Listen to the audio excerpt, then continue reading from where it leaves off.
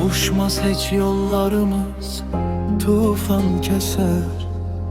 Sənə vurğun o gözlərdən yoxdur əsər. Göz yaşların selə dönsə, dikim gələr. Sənə qırğın ürəyimdən qoparmadım. Qabaqlaşsaq bu şəhərdə biz anidən, keçər onda xatirələr göz önündən. Bir vaxt sənə gəncliyini fəda edən, bu inatkar ürəyimdən atanmadı.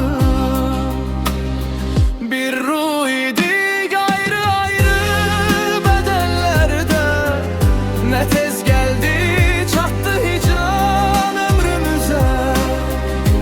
Bu səbəbsiz ayrılığa nədir çarə? Bu çarəsiz ürəyimdən qoparmadı.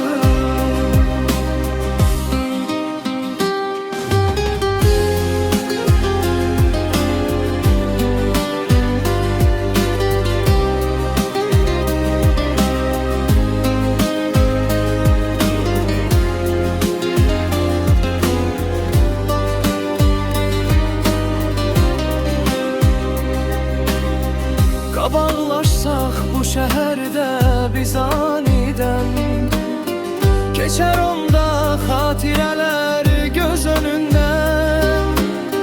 Bir vaxt sənə gəncliyini fəda edən, bu inatkar ürəyimdən atanmadı.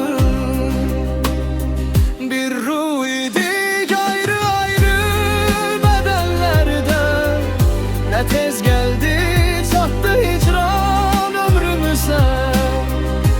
Bu səbəbsiz ayrılığa nədir çarə? Bu çarəsiz ürəyimdən qoparmadım.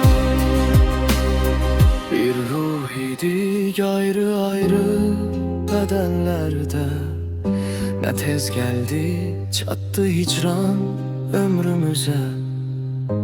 Bu səbəbsiz ayrılığa nədir çarə? Bu çarəsiz ürəyimdən qoparmadım.